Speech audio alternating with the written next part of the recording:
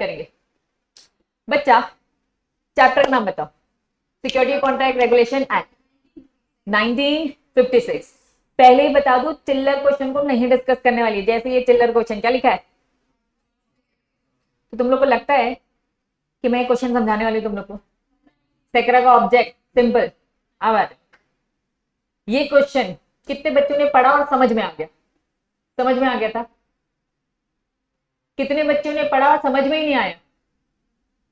समझ में नहीं आया? थोड़ा आया आया था ना। चलो सबसे पहले मैंने तुम लोग को मौका दिया। मौका ये दिया कि रीड करो, जल्दी रीड करो।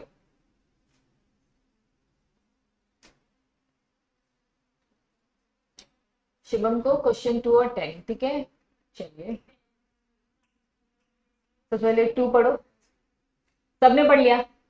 बच्चे बस मुझे बताओ, क्वेश्चन नहीं समझ में आ रहा क्या? ये वाली परेशानी है? ये वाली परेशानी है? क्वेश्चन नहीं समझ में नहीं आ रहा, क्या बोल रहा है? एक बार क्वेश्चन रीड करते बच्चा। Industrial finance corporation of India, ठीक है, establish under the industrial finance corporation act. अब मेरी बात अच्छे से कान खोल के सुन लेना। आपका इंस्टीट्यूट नाम बताओ। एज पर कैसे बना है? मतलब कंपनी सेक्रेटरी एक्ट अलग से है, सीएस एक्ट अलग से है कि नहीं? बच्चा होता क्या है, कुछ कंपनीज होती हैं जो कि स्पेशल एक्ट से बनी होती है, दैट मींस उसी के ही नाम का पूरा एक्ट होगा। क्या ये बात समझ में आ रही है? ठीक है, तो नाम से समझ में मैं आपको ये आइडेंटिफाई करना सिखा रही हूँ कि स्पेशल एक्ट कंपनी कैसे पता चलती है। कंपनी का नाम देखो क्या लिखा है। कंपनी का नाम लिखा है industrial finance corporation of India. ये एक एक्ट के तहत बना और एक्ट का नाम भी क्या है? सेम है। आपका इंस्टीट्यूट क्या है? Company secretary of India institute है। और एक्ट का नाम क्या है? Company secretary act. तो कभी भी आपको ये पता लगाना स्पेशल एक्ट वाली कंपनी कौन सी है, तो उसका नाम और उसका एक्ट का नाम क्या होगा बच्चा? सेम होगा। क्या ये बात समझ में आई? ITX, ITX limited. तो बच्चा आईटेक्स मैंने अगर नाम लिखा है तो इसका एक अलग से कानून बना है, आईटेक्स एक्ट। तो समझ जाना कि ये स्पेशल एक्ट वाली कंपनी। क्या ये बात समझ में आ गई? तो नाम कंपनी का और उसका जो एक्ट होगा वो क्या होगा बच्चा? दोनों में दोनों सेम होगा। ये स्पेशल एक्ट वाली कंपनीज होती है, ये ऐसे आइडेंटिफाई कर लेंगे। क्या ये बात समझ में आई? ठीक है, चलो कंटिन्यू करते हैं। हैविंग रजिस्टर्ड ऑफिस कहाँ है बच्चा? मुंबई में। इस कंपनी का रजिस्टर्ड ऑफिस मुंबई में है और इसका अपना खुद का एक एक्ट है। अगर इसका अपना खुद का एक एक्ट है दैट मींस वो क्या है? स्पेशल एक्ट वाली कंपनीज। ठीक, बढ़ेंगे आगे। क्या इन्होंने बच्चा इशू किया? 8% वाले रिडीमेबल बॉन्ड बच्चा बॉन्ड्स इश्यू करें, ठीक है, after 7 years। These bonds were issue directly, इनका डायरेक्टली मेंबर्स को दे दिया, पब्लिक को दे दिया, डायरेक्टली दे दिया। इन्होंने किसका यूज नहीं किया बच्चा? स्टॉक एक्सचेंज का यूज नहीं किया। बच्चा वापस कंपनी अगर लिस्टेड है, कंपनी अगर लिस्टेड है तो उन्हें शेयर्स कैसे करना है? As per stock exchange. As per stock exchange उन्हें एक्सचेंज करना चाहिए था। इन्होंने क्या हरकत करी? खुद से कर लिया। चल, you are required to state reference to provision. आपको सेक्रा के रूल्स रेगुलेशन के अकॉर्डिंग, एक्ट के अकॉर्डिंग बताना है वेदर दी डायरेक्ट इश्यू, जो बॉन्ड उन्होंने डायरेक्ट इश्यू किया है, ये वायलेशन है कि नहीं। पहले आंसर यस और नो। कितने बच्चे यस बोल रहे? वायलेशन किया है। बच्ची बोल रही है, एक बच्चे ने बोला वायलेशन नहीं किया, बाकी सब क्या बोल रहे? नहीं किया। कितने बोल रहे नहीं किया? बाकी हाँ बोल रहे या फिर कुछ नहीं बोल रहे? कुछ नहीं बोल रहे। चलो वेरी गुड। जिन्होंने बोला वायलेशन नहीं किया, very very very good. Reason बता सकते हो अभिषेक? रीजन बता। क्यों नहीं होगा? क्योंकि स्पेशल एक्ट कहीं पढ़ा था? हमने पूरी लिस्ट पढ़ी थी। अब पूरी लिस्ट बता। अरे वेरी वेरी वेरी गुड, पूरी लिस्ट पढ़ी थी। सेक्शन 28 नॉन एप्लीकेबिलिटी स्टार्टिंग में पढ़ाया था। रुक जाओ दिखा रही, पूरी वो स्क्रीन दिखा रही हूँ नलाई को, जिनको याद नहीं आ रहा है। अब आ गया? स्टार्टिंग की क्लासेस मिस हो गई क्या? उसी का सेकंड वाला पॉइंट, हाँ समझा रही। ठीक है, एक मिनट बस इसको यहां तक पहुंचा दूं मैं तुम लोगों को। पूरी डेफिनेशन पढ़ने के बाद हमने पढ़ा था, मैंने ऐसे पूरी लिस्ट बताई थी। नॉन एप्लीकेबिलिटी किसमें नहीं लगेगा? गवर्नमेंट, आरबीआई में, लोकल अथॉरिटी और कॉर्पोरेशन सेटअप बाय। आपकी बुक में प्रॉपर था, मैंने ऐसे मार्क करवाया था, प्रेजेंटेशन बस खराब था, लेकिन ये पढ़ा था corporation setup by special law. अगर कोई भी कंपनी है स्पेशल लॉ से बनी है तो बच्चा सेकरा तो उसमें लगता ही नहीं है ना। अब आपको आंसर क्या लिखना चाहिए कि सेकरा कुछ चीजों पे नहीं लगता है। आप प्रॉपर बताओगे भैया किसमें नहीं लगता है, गवर्नमेंट में, आरबीआई में, लोकल अथॉरिटी में और कॉर्पोरेशन सेटअप बाय स्पेशल। आपको स्पेसिफाई करना है इस पे क्यों नहीं लग रहा है, क्योंकि आरबीआई है, क्योंकि ये स्पेशल लॉ से बनी है। आपको स्पेसिफाई करना है। क्या ये बात समझ में आई? तो प्रॉपर है लिखना। उनके आंसर प्रेजेंटेशन घटिया है, आपको अपना प्रेजेंटेशन बनाना है, पूरे नंबर मिलेंगे। क्या ये बात समझ में आ रही है? कैसे स्पेशल लॉ आइडेंटिफाई किया जाता है ये समझ में आ गया। उसका एक्ट का नाम और कंपनी का नाम दोनों सेम होगा। हमने नहीं सुना है ये क्या कंपनी पहले सुनी थी, क्या आपने नहीं सुनी थी, लेकिन आइडेंटिफाई क्या होगा, एक्ट का नाम और कंपनी का नाम सेम होगा, तो वो स्पेशल एक्ट है। क्लियर है बच्चा? चलिए वापस चले। अनिकेत क्या था डाउट अपन को? जो ये आंसर के अंदर लिखा तुम, अच्छा उसी की तुम क्या कह रहे हो कि ये सेकंड पॉइंट, इसमें आपको बस क्या याद रखना है, एनी कन्वर्टेबल बॉन्ड। इन्होंने कहा कन्वर्ट होना, कोई भी चीज कन्वर्ट होती है तो किसमें कन्वर्ट होती है, इक्विटी शेयर। हमेशा कन्वर्ट होगा इक्विटी शेयर में, हमेशा कन्वर्ट होगा इक्विटी शेयर में। एनी कन्वर्टेबल बॉन्ड मतलब ये बॉन्ड है, आगे चल के क्या कन्वर्ट हो जाएगा, इक्विटी में। क्या लिखा है, शेयर वॉरेंट है, आगे चल के क्या कन्वर्ट हो जाएगा बच्चा, इक्विटी में। या फिर एनी ऑप्शन है या फिर राइट है। इन शॉर्ट आपको बस याद रखना है कोई भी चीज जो कि कन्वर्ट होगी। आपको क्वेश्चन में प्रॉपर हिंट कर रखा होगा कि ये एक शेयर वॉरेंट है, ये एक बॉन्ड है, ये एक डिबेंचर है, जो कि क्या हो गया बच्चा, कन्वर्ट। तो समझ जाना उस पर एप्लीकेबल नहीं। क्लियर है? पूरा इतना मोटा पैराग्राफ याद करने की जरूरत नहीं। ठीक, चलिए अब बताओ क्या ये क्वेश्चन समझ में आया? अब आंसर में उन्होंने सेक्शन 28 का रेफरेंस दिया है और बस इतनी सी बात बता दी, बस इतनी सी बात बता दी। आप क्या बोलेंगे कि कुछ पे नहीं लगता है, लिस्ट बताओ, और ये कौन सा वाला अट्रैक्ट हो रहा है, स्पेशल लॉ वाला। ठीक है, ये सब इतनी कहानी बताने की जरूरत नहीं है, क्लैरिटी है। आंसर कैसे लिखेंगे पक्का? चलिए आपको लगता है मैं 3 समझाऊंगी, write a short note, spot delivery contract यार, फिर same derivatives are the contract which derive their value from their value of one और मोर अदर एसेट। पूरा का पूरा क्या लिखना है, डेरिवेटिव की डेफिनेशन, स्किप। चलो रीड करो।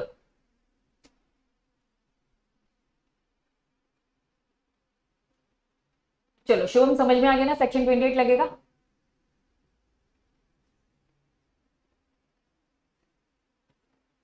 क्वेश्चन अच्छे से पढ़ो।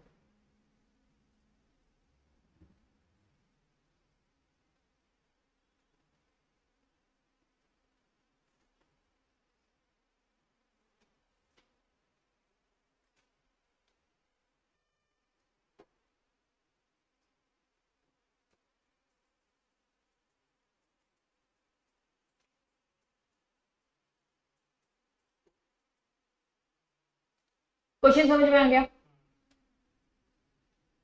अनिकेत तुम्हें क्वेश्चन में मुझे ये बताने कि क्वेश्चन में पूछा क्या क्या, कितनी चीजें पूछी है, एक चीज पूछी, 2 3 4 5, कितनी चीजें पूछी है? ठीक है, हमें ये पता ही नहीं रहता।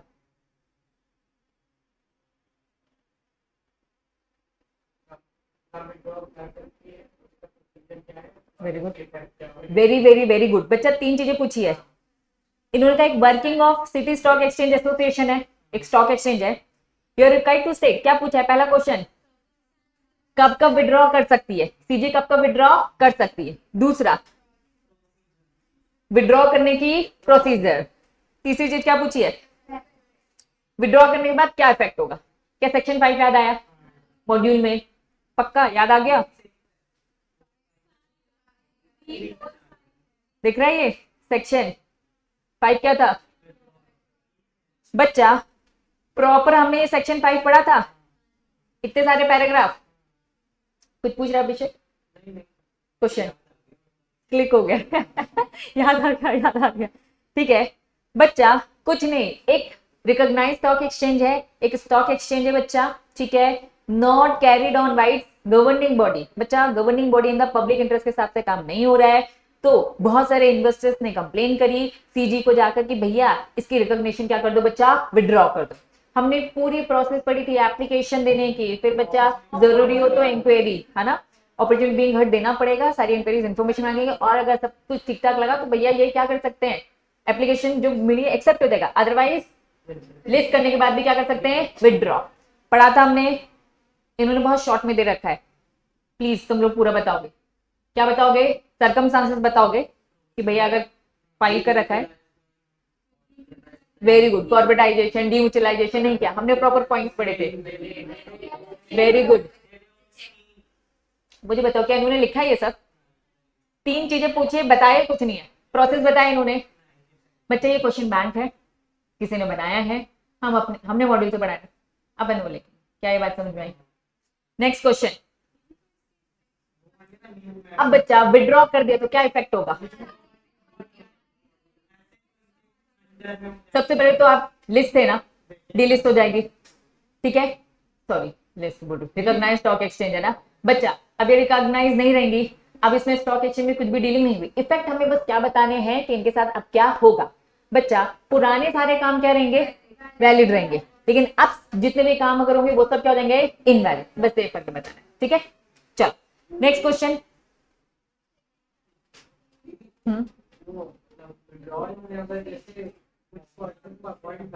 हाँ हाँ हाँ, टेम्परेरी पीरियड के लिए रहता है। कभी भी बच्चा किया जाता है, देखो गवर्निंग बॉडी मतलब डायरेक्टर्स है, इनको हटा दिया, कुछ टाइम के लिए हमने अपॉइंट किया, तो जब तक न्यू गवर्निंग बॉडी तैयार नहीं हो जाती तो टेम्परेरी पीरियड के लिए वो लोग बैठे रहते हैं, ठीक है, तो टेम्परेरी होता है। नेक्स्ट बच्चा रीड करो, बताओ। Governing body of the City Stock Association Limited is desirous to putting various restriction on the voting rights of its member. कुछ याद आया? किसके पास पावर थी? रिकॉग्नाइज स्टॉक एक्सचेंज में। पेज नंबर बताओ, पेज नंबर 11 था। हमने पढ़ा था रिकॉग्नाइज स्टॉक एक्सचेंज के पास क्या है बच्चा? पावर है, उन्हीं के पास थी ना। क्या पावर थी? शॉर्ट में पढ़ा था ये।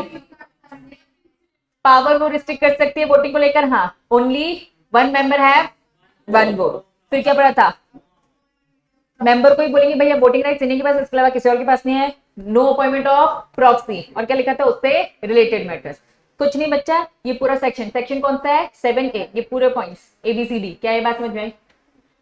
बस अगर आपको क्वेश्चन क्लिक हो गया ना, क्वेश्चन क्लिक हो गया तो आराम से समझ में आ जाएगा क्या लिखना है। दिक्कत क्या होती है बच्चा, हमें क्वेश्चन क्लिक नहीं होता है, ठीक है। सिंपल क्वेश्चंस अगर लिखे हैं तो क्लिक हो जाता है, दिक्कत हमारी है घुमा फिरा के क्या पूछते हैं ये, ठीक है। क्वेश्चन नंबर 7 समझ में आ गया सबको? हाँ,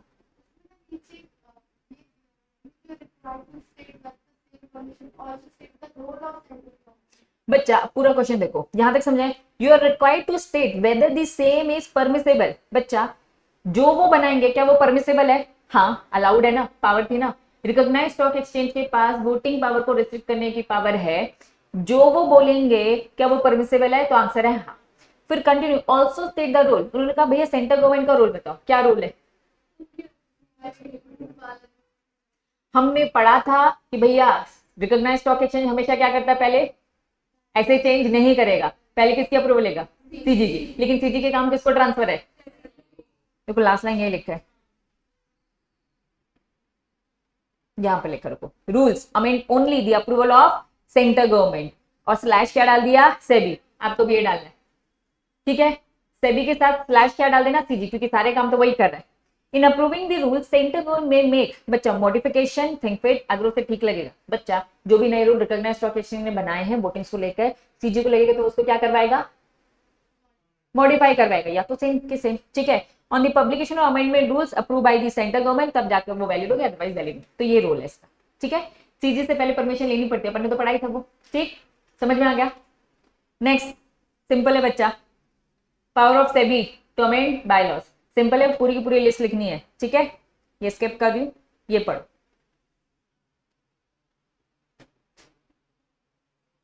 हाँ हाँ हाँ शुभम, फॉलोइंग ग्राउंड्स जो तुमने वो पहले वाला क्वेश्चन बोला है उसको मेंशन करना पड़ेगा किस किस ग्राउंड्स में, ठीक है। 90% चांसेस है बच्चा एग्जाम में ऐसे ही क्वेश्चन आते हैं, 90% ज्यादा। जैसे कंपनी लॉ में केसेस ज्यादा आते हैं ना, इसमें भी ज्यादा तक केस लॉ। मैं दिखाऊंगी क्वेश्चन पेपर तुम लोग को, ठीक है, आज ही दिखा दूंगी।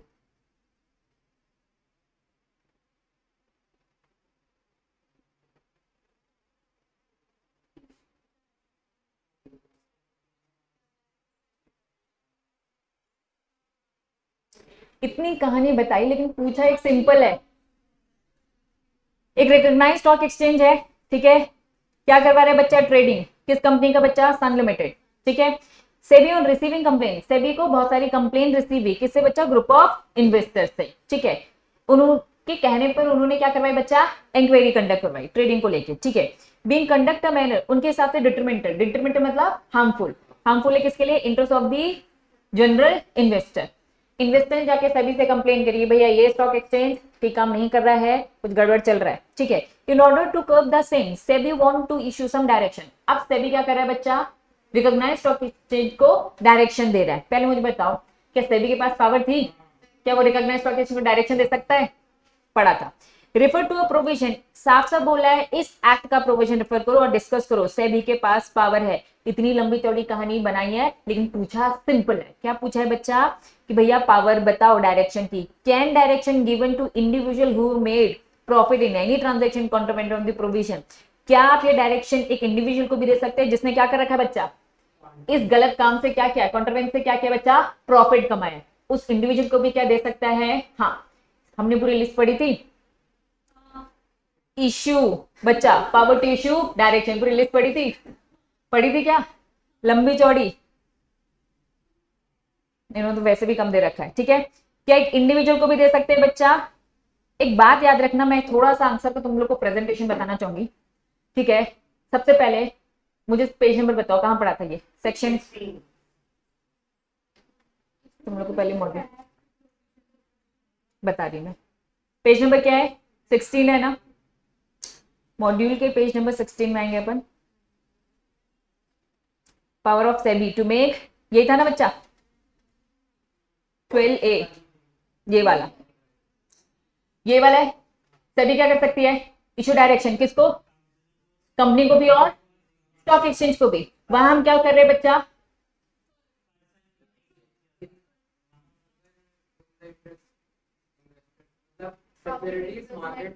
Very good, in the interest of the investor या फिर उसके डेवलपमेंट।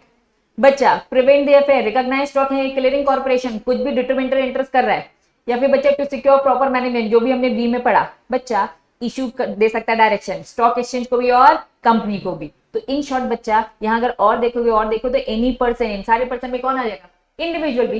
तो इंडिविजुअल भी गलत काम कर रहा है तो उसको भी दे देंगे। इन शॉर्ट पहले आपको ये लिखना है। वापस क्वेश्चन एक दे रखा है, सीधे से पावर पूछा है, सीधे से क्या पूछा है, पावर। बच्चा जब भी आपको डायरेक्ट घुमा फिरा के पावर पूछा है तो आपको फिर फैक्ट्स, लीगल प्रोविजन ये सब लिखने की जरूरत नहीं है। आपको पहले क्या लिखना है, सीधा लीगल प्रोविजन। क्या लिखेंगे, ये लीगल प्रोविजन है, लीगल प्रोविजन लिखोगे कि हमारा प्रोविजन क्या बोलता है, ये बता दोगे, पहले बताओ, बता दोगे। ये जैसे ही आप बताओगे, क्वेश्चन में एक चीज पूछी गई है, पावर पूछा है, पावर आपने लीगल प्रोविजन बता दिया, हेडिंग डाल देना, ठीक है। दूसरा पॉइंट उन्होंने क्या पूछा है, इंडिविजुअल को लेकर। अब मुझे बताओ क्या इंडिविजुअल को लेकर कर सकता है क्या, तो आपको वो बात भी कवर करनी है। क्वेश्चन में जो पूछा गया है वो हमेशा कवर करना चाहिए, अगर आपने वो कवर नहीं किया तो दिक्कत हो जाएगी।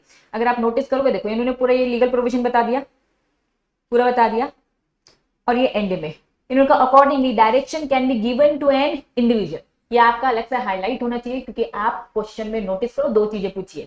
पहली पूछी गई है पावर, पहला पूछा गया है सेबी हैज पावर, ये पूछा गया है। दूसरा इन्होंने क्वेश्चन यहां से चालू किया है कि भैया इंडिविजुअल को भी दे सकते हैं। तो आपके अगर दो चीजें पूछी गई तो दो आंसर्स आपके होने चाहिए। पहले आपका ये होगा सेबी की पावर, ऊपर लिख देना भैया सेबी पावर किसको लेकर, पावर टू इश्यू डायरेक्शन, ये हेडिंग आएगी, लिखोगे, हेडिंग एक्सप्लेन करना अच्छे से। फिर दूसरी आएगी बच्चा, इन्होंने हेडिंग नहीं डाली है, आप डालेंगे, आप प्रॉपर डालेंगे इंडिविजुअल का पॉइंट ऐसे डालना डैश और प्रॉपर लिखना कि हाँ सेबी क्या कर सकती है, इंडिविजुअल को भी डायरेक्शन दे सकती है। क्लियर है। सबसे पहले आपको ये आइडेंटिफाई करना है कि क्वेश्चन कितने पूछे गए, दो पूछे गए, तीन पूछे गए, एक पूछा गया, कितने पूछे गए थे, दो। तो आपके दो पैराग्राफ अलग से हो जाने चाहिए, दो हेडिंग्स मुझे अलग से दिखनी चाहिए। इससे पहले क्वेश्चन डिस्कस किया था, तीन चीजें पूछी गई थी, सर्कमस्टांसेस, हेडिंग आएगी सर्कमस्टांसेस के पॉइंट, प्रोसीजर और फिर क्या पूछा गया था, इफेक्ट, तो हेडिंग इफेक्ट, मतलब तीन हेडिंग। अब अपन को आंसर लिखते कैसे, जब भी आप आंसर लिखते हो तो हम नॉर्मली केस स्टडीज के ना तीन पैटर्न लेते हैं। पहले क्या लेते हैं, लीगल प्रोविजन लेते हैं, यही होता है। फिर बच्चा फैक्ट्स लेते हैं, फिर क्या लेते हैं, कंक्लूजन। ये 3 होते हैं हमारी चीजें। बच्चा अब मेरी बात सुनना, अगर आप नोटिस करोगे यहाँ पे फालतू बात नहीं लिखी थी, इतनी सारी बातें लिखोगे क्या? ये लीगल प्रोविजन है जो यहाँ पे लिख रही है, लीगल प्रोविजन है, एक बात कवर हो गई है, ये लीगल प्रोविजन है। बच्चा ये क्या है, ये कंक्लूजन है, ये कंक्लूजन है आपका, ये आपका कंक्लूजन है। तो इन शॉर्ट अगर आप नोटिस करोगे, आप लीगल प्रोविजन और कंक्लूजन लिख रहे हो। जब भी आपको लगेगा कि जो कंटेंट है वो फ्री का दे रखा है, डायरेक्ट क्वेश्चन पूछा है इतने मोटे पैराग्राफ में, तो फैक्ट्स स्किप करेंगे वापस। अगर क्वेश्चन बहुत सारी इधर उधर की बातें कर रहा है और उसके अंदर एक डायरेक्ट क्वेश्चन है, तो फैक्ट्स स्किप। अगर क्वेश्चन बोलता है कि नहीं कोई जेन्युइन चीजें पूछे, तो फैक्ट आएगा। अभी तक में फैक्ट्स नहीं आए, जितने भी क्वेश्चन मैंने डिस्कस करा अभी तक में फैक्ट्स नहीं आए, फ्री की बातें करी थी। अभी मैं दिखाऊंगी किसमें फैक्ट्स लिखना है, क्या ये बात समझ में आ रही है? बच्चा अगर नोटिस करोगे ये इंडिविजुअल बात जो है ये कंक्लूजन की है कि इंडिविजुअल में भी डायरेक्शन दे सकते हैं, क्या ये बात समझ में आई?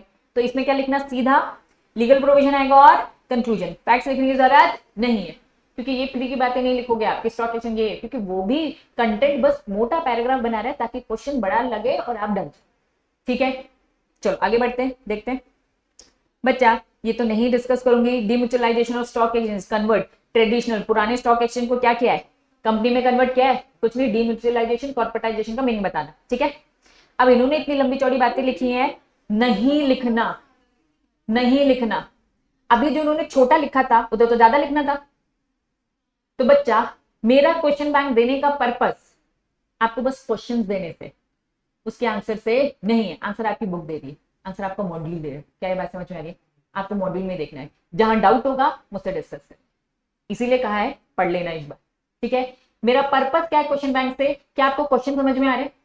उसका आंसर मॉड्यूल में नहीं मिलता है, मेरे पास आएंगे। ठीक है, एक बार इनका आंसर रीड करना और अपने मॉड्यूल का देखना। बच्चा पसंद आपको अपने मॉड्यूल का ही है, पढ़ लिया है ना, जो चीज पढ़ ली जाती है वही पसंद आती है। ठीक है, मॉड्यूल ही फॉलो करोगे, दैट्स इट, आपको कुछ देखने की जरूरत नहीं है। कहीं कहीं उन्होंने आधा खाया है, आंसर पूरा दिया भी नहीं है, और कहीं कहीं बहुत ओवर दिया है, आपको वो लेने की जरूरत नहीं है। क्लियर है बच्चा? जहां पहुंचोगे डिस्कस करना। क्वेश्चन समझा दो, चलो अब मैं तेरी पिटाई करने वाली, ध्यान से सुना ही नहीं। क्या लिखा है, demutualisation of stock exchange is to convert traditional stock exchange into a company. साफ साफ लिखा है, क्या डिम्यूचुअलाइजेशन ने ऐसा किया है? क्या क्या किया है? पुराने स्टॉक एक्सचेंज को एक कंपनी फॉर्म में किया है। तो बच्चा अब इसके पीछे 2 चीजें थी, कॉर्पोरेटाइजेशन और डिम्यूचुअलाइजेशन। पुराने टाइम पे स्टॉक एक्सचेंज कैसे काम करता था? एक फिजिकल बिल्डिंग हुआ करती थी, ट्रेडिशनल, वहां पे जाके स्टॉक एक्सचेंज बोलियां लगाते थे, भर जाता था दलाल स्ट्रीट, तो क्या करते थे, एडिशनल। तो ये पुराने तरीका था भैया, और इस पुराने तरीके में एक ही मेंबर सारे काम कर रहा होता था, खिचड़ी पकती थी। तो फिर क्या कर दिया इन्होंने, बोला कि भैया हम डिम्यूचुअलाइज भी करेंगे और कॉर्पोरेटाइज। आपको पहले पुराना समझाना है, फिर आपको इन दोनों की डेफिनेशन देना है, दैट्स इट। किन दोनों की डेफिनेशन, कॉर्पोरेटाइजेशन और डिम्यूचुअलाइज। अब ये देखो, ये हिस्ट्री दी है, वो यही बताना चाह रहे। फिर उन्होंने बच्चा बहुत ज्यादा हिस्ट्री दे दी है, आपको बस ये दे बताना है, और ये बस आप खुद सोचो कितना नंबर का है, 3 नंबर का है। इतनी जबरन बातें क्यों लिखी है? ये देखो, ये देखो, लिखते जा रहे। क्या आपको लिखने की जरूरत है? बस दोनों का मीनिंग लिखना, दैट्स इट। और गिवन स्टेटमेंट करेक्ट है ये भी लिख देना, क्योंकि उनके कारण ये हुआ तो है ना। बस समझ में आ गया? पक्का? सेम 5 नंबर का 2015 में आया, क्या लिखा है, डिम्यूचुअलाइजेशन का मीनिंग बताओ और एक्सप्लेन करो पर्पस। क्या पर्पस था डिम्यूचुअलाइजेशन का? सेपरेट वर्किंग हो जाए, फ्रॉड चीटिंग प्रिवेंशन कर सके, इनसाइडर ट्रेडिंग ना हो सके, पढ़ा था, ईज हो जाए। Very good. Next, recognise stock exchange has power to make rules. बच्चा उनके पास पावर है वोटिंग राइट्स वाले। सेम पॉइंट, सेम क्वेश्चन है, रिपीट है, बढ़ू आगे। चलिए अब रीड करो क्वेश्चन नंबर 13।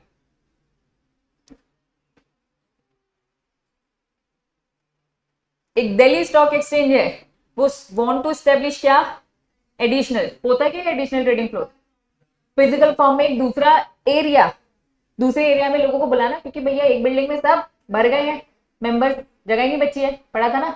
तो एक एडिशनल, लेकिन उसके भी एक प्रोसेस होती है, लेकिन मैंने बताया था ये सब खत्म हो चुका है, आज एग्जिस्ट करता है क्या, फिजिकल जब था तब। एक्सप्लेन ब्रीफ द मीनिंग, इन्होंने कहा पहले तो मीनिंग बताओ किसका, एडिशनल ट्रेडिंग फ्लोर का। और प्रोसेस बताओ क्या था प्रोसेस, सेबी को क्या देना था, रिटर्न एप्लीकेशन देना था। बस वो हाँ बोलेगा ना बोलेगा विद डॉक्यूमेंट, बच्चा प्रोसेस कुछ थी क्या, बस एप्लीकेशन देना। देखो पहले मीनिंग लिखा है, मीनिंग तो नीचे लिखा है, यहाँ प्रोसेस लिखा है। स्टैब्लिश करने के लिए प्योर अप्रूवल सेबी, जो भी लिखा होगा खत्म। ऊपर क्या बताया इन्होंने, प्रोसेस बताई है, और यहाँ क्या बताया मीनिंग, और नोट में लिख दिया वही क्या लिखा है, पढ़ो आप भी प्लीज लिख कर आना। तो पुराने कॉन्सेप्ट है, बार बार लिखोगे तो इंस्टीट्यूट आगे चल के इसको हटा देगा। पुराना है, अब एग्जिस्ट नहीं करता। कब से, जब से चीजें डीम्यूचुअलाइज कॉर्पोरेटाइज इलेक्ट्रॉनिक फॉर्म हो गया। क्लियर है, बन जाएगा। नेक्स्ट क्वेश्चन रीड करो।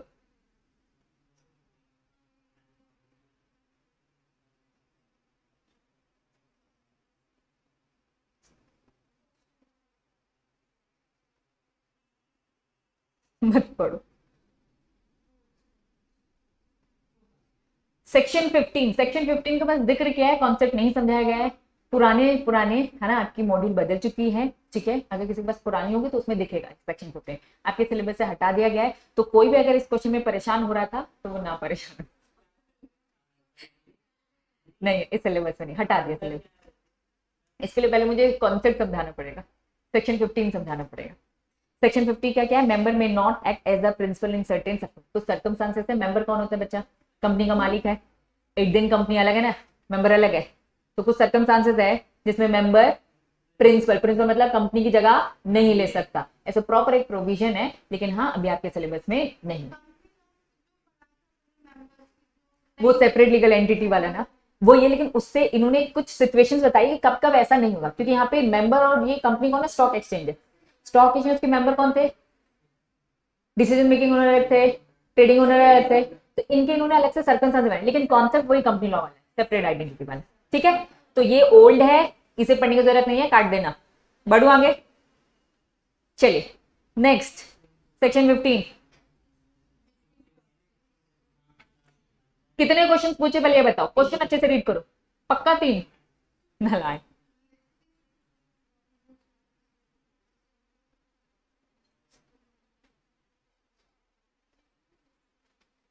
कितने क्वेश्चंस पूछे गए हैं, लिखा एक है। पहला एक्सप्लेन दी प्रोविजन, प्रोविजन किसके, एक्सप्लेन करो प्रोविजन, प्रोविजन ऑफ लिस्टिंग, कैसे लिस्ट होता है, लिस्ट के प्रोविजन बताओ। ठीक है, पहला क्वेश्चन। दूसरा,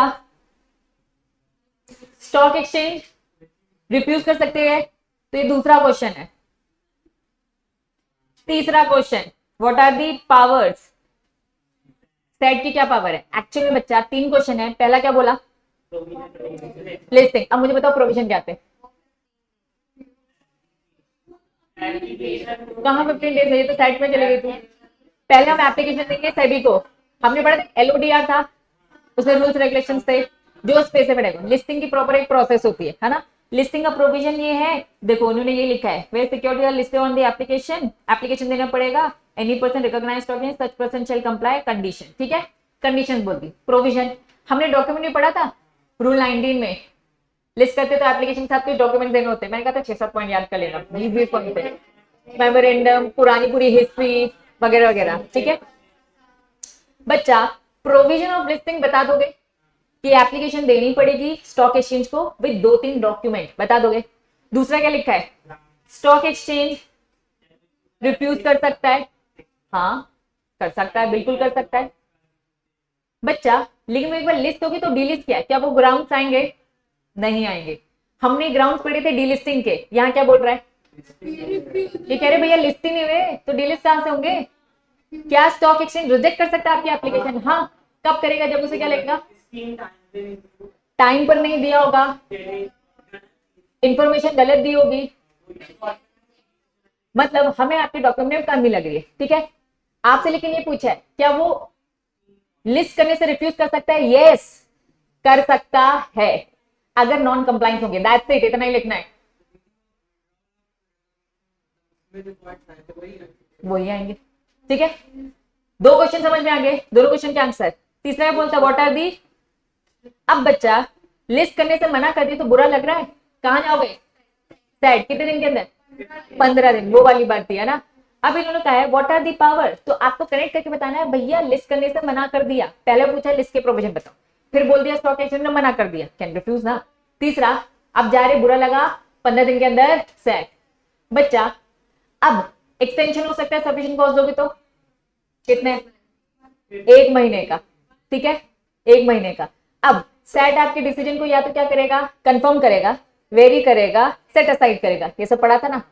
सेट से भी खुश नहीं हुए तो कहां जाते हो, कितने दिन के अंदर, 60 डेज के अंदर, ठीक है। चलो यहाँ पे यही सारी बातें करी है इन्होंने।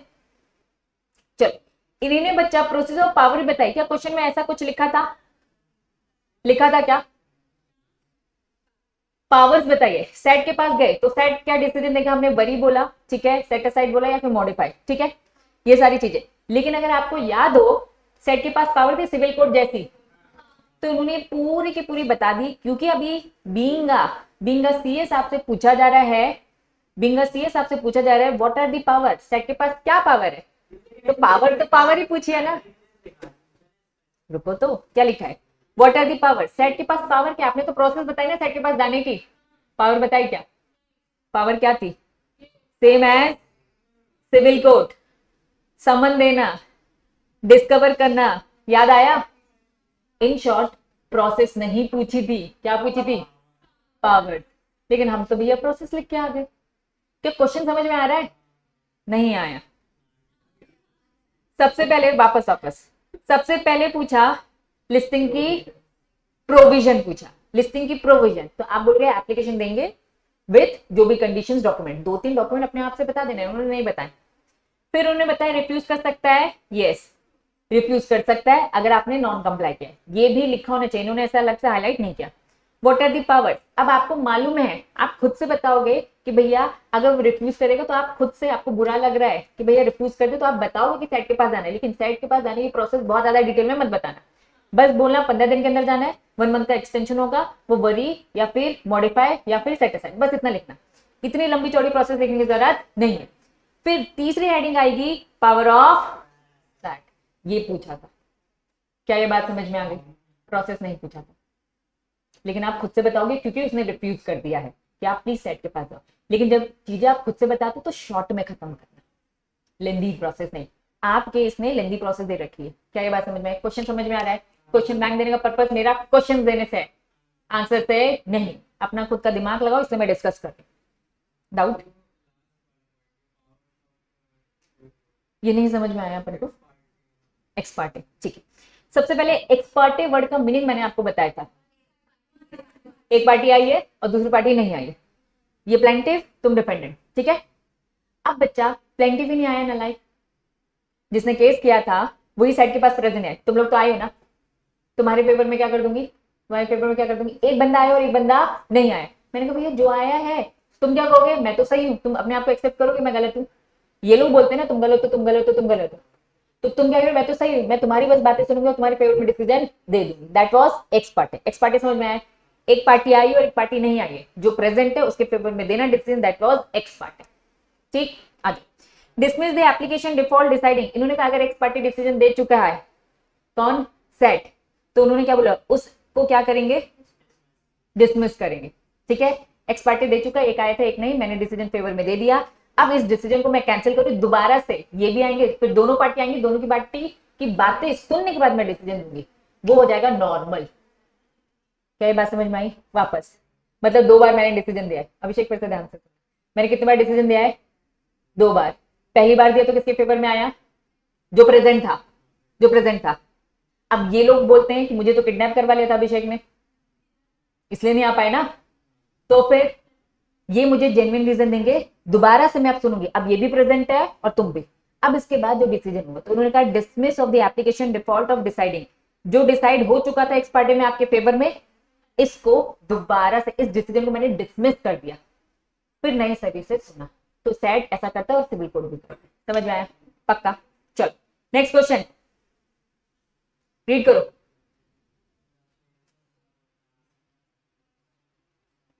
शुभम सेक्शन 15 बुक में नहीं है बच्चा, एक बार मुझे फोटो खींच के भेजना, मेरे हिसाब से सेक्शन 15 नहीं है, बस एक सेक्शन 15 का हेडिंग दे रखा है,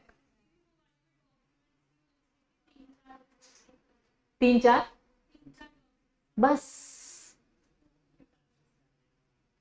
अननेसेसरी हो जाएगा। क्वेश्चन बोलो, समझ में आया क्या? पहले द शेयर्स ऑफ द बच्चा सनफास्ट लिमिटेड वर लिस्ट, एक दिल्ली स्टॉक एक्सचेंज में लिस्ट था, ठीक है। The stock exchange delist the share, stock exchange ने क्या कर दिया? Delist. The aggrieved company approach you, तुम्हारे पास आती है, ठीक है, टू नो द रेमेडी, क्या रेमेडी दोगे बच्चा? ठीक है। Give your suggestion to the company keeping in view the provision, सेक्रा के प्रोविजन का ध्यान में रख के सजेशन दो। क्या सजेशन दोगे? सेट के पास जाओ, कितने दिन के अंदर? अगर सफिशिएंट कॉज होगा तो 1 महीना भी आपको मिल जाएगा, ये सारी बातें लिखी, बन जाएगा। नेक्स्ट क्वेश्चन, ऑनलाइन वाले बच्चों रिजॉइन करेंगे फटाफट, ऑनलाइन वाले बच्चे रिजॉइन रिजॉइन।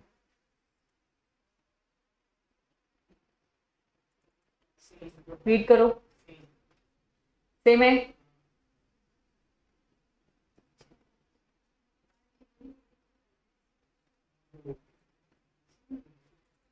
सेम है ना? स्किप। अब रीड करो, अब थोड़ी हालत खराब हो जाएगी।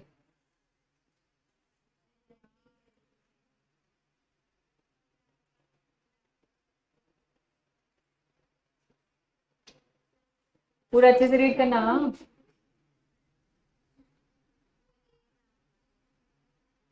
गुड,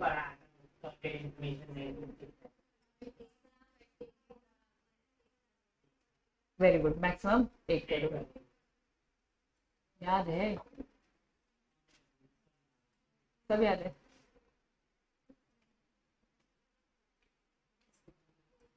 चलिए ऑनलाइन वाले बच्चों 17 वाला क्वेश्चन तो रिपीट है, 18 में अपन आ गए हैं।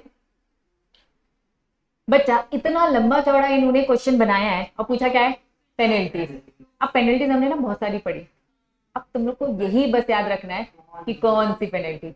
लेकिन मैंने आपको बताया था ना कि 4 थी एक जैसी, जिसमें 1 लाख था, पर डे के हिसाब से बढ़ता जा रहा था, मैक्सिमम कितना होता था? 1 करोड़ होता था। चलो आरपीएस क्या लिखा है? शेयर बच्चा लिस्ट के गए स्टॉक एक्सचेंज में, it has been regularly paying, listing fees भी दे रही थी, ठीक है। Certain information about the share holding pattern was asked, stock exchange में कुछ इन्फॉर्मेशन मांगी। Which of the company could not supply, उसने वो इन्फॉर्मेशन नहीं दी। याद करो सबसे पहला ही हमने पेनल्टी पढ़ा था, पेज नंबर बताओ क्या था? 23 था।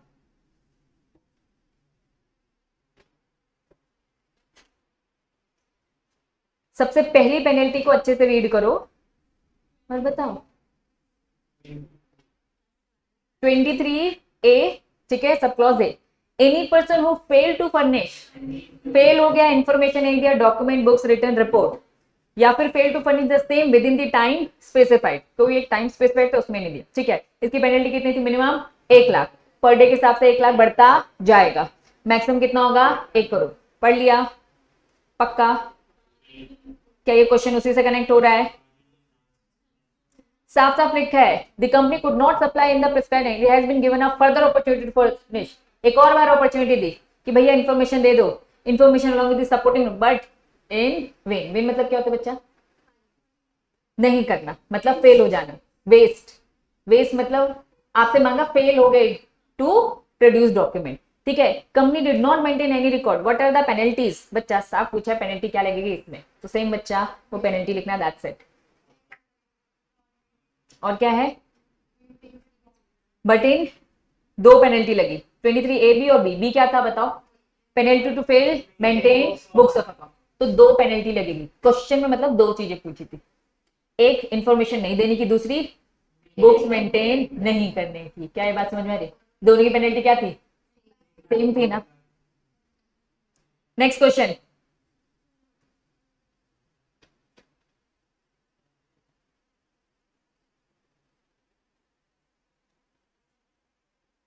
सेटलमेंट को लेके कुछ टॉपिक पढ़ा था, प्रॉपर हेडिंग मिलेगी, settlement of the proceeding.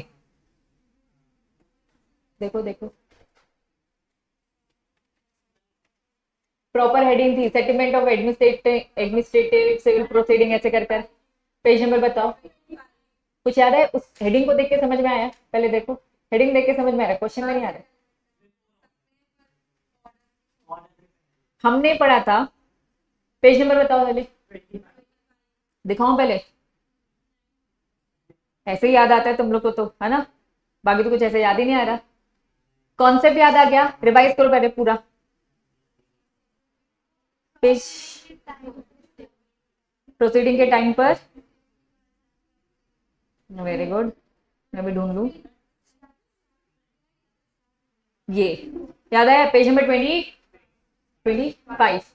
Settlement of administrative civil proceeding क्या लिखा है? Any person against whom proceeding have been initiated या फिर मे इनिशिएट, ठीक है, या तो हो गई है या फिर होने वाला है।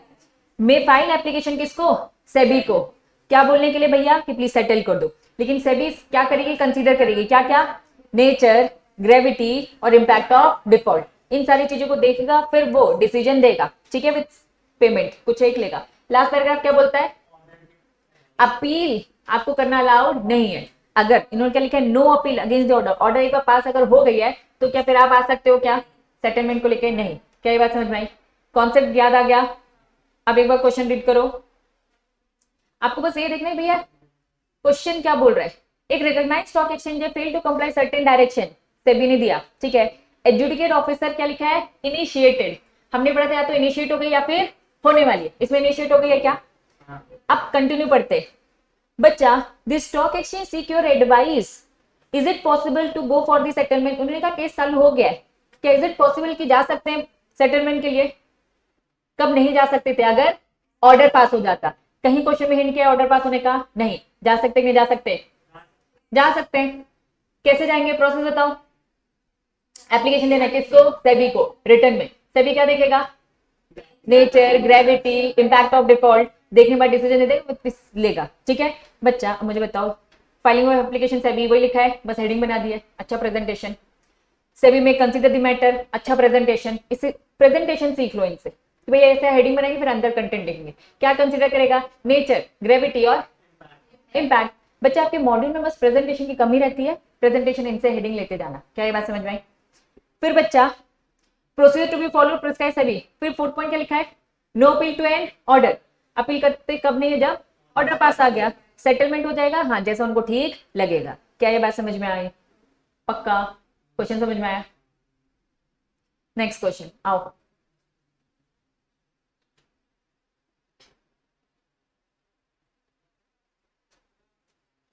क्लिक होना चाहिए।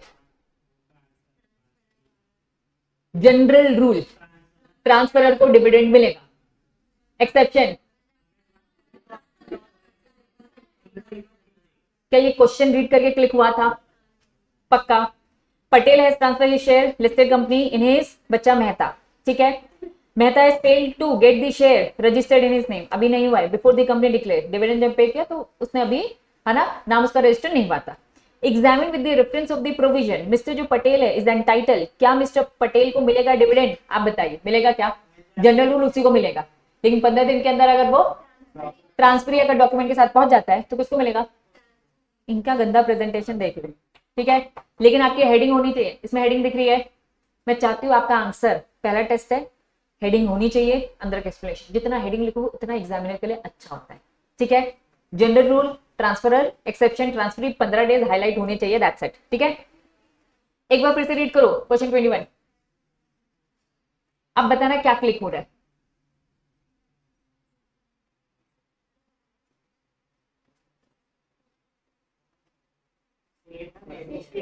सेम है, बस क्या है यहाँ पर?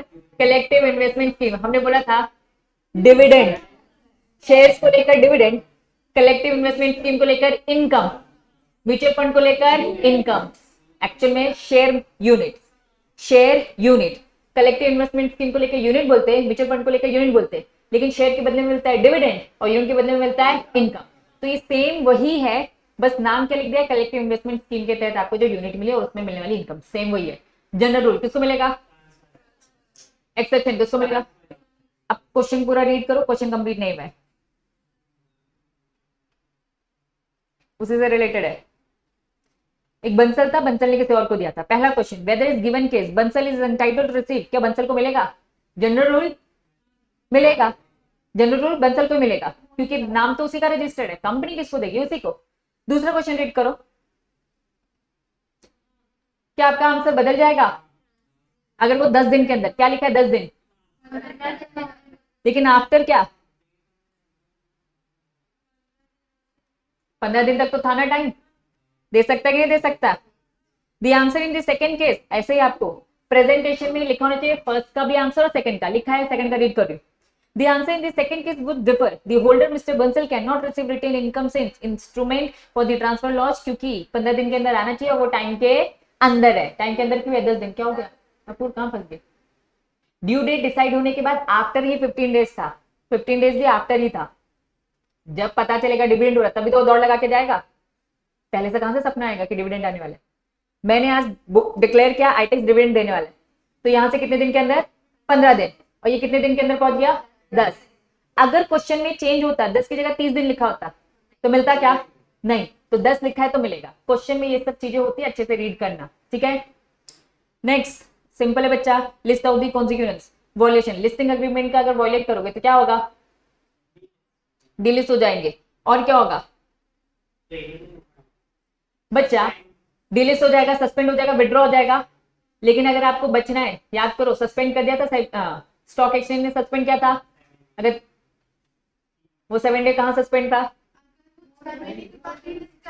6 महीने तक का तो डिलीट, और 3 महीने का तो सेट के पास जाना है। वेरी गुड, याद है, वही सस्पेंड अटका हुआ है, गवर्निंग बॉडी वाला था वो सस्पेंड। देखो ये वही लिखा है 6 महीने वाला, ठीक है। नेक्स्ट क्वेश्चन रीड करो। हाँ वेरी गुड, क्या क्लिक हो रहा है?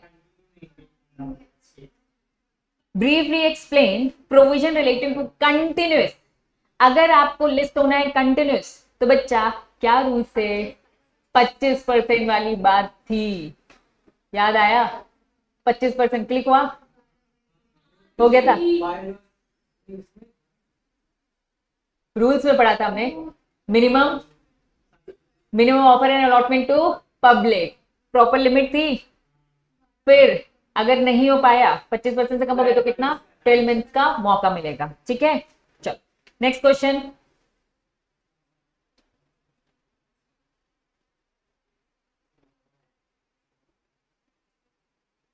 सेम लिखा है, what are the provision, continuous listing लिखा है ना।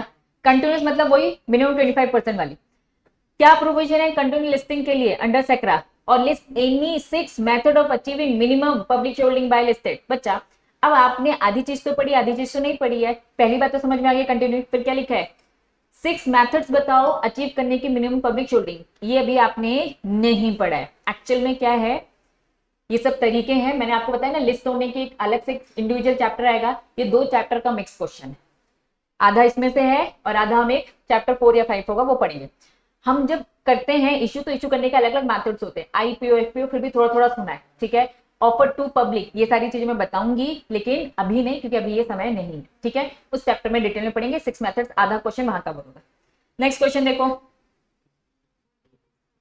स्टॉक एक्सचेंज खुद से डिलिस्ट कर सकता है? एक्सप्लेन कैसे करेगा? वो पूरी की पूरी 6 डीलिस्टिंग के ग्राउंड्स बता दोगे, बस खत्म। समझ में आया बच्चा? मेरी बात सुनो, यहां पे तो ये खत्म। क्वेश्चन पेपर दिखा रही हूं, ICSI, एक मिनट रुक बच्चा, कौन सा टाइम है? जून ना, अभी गया ना।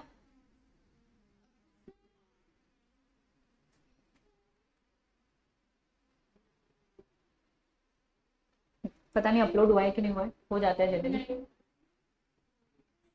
जून दिख तो रहा है ये,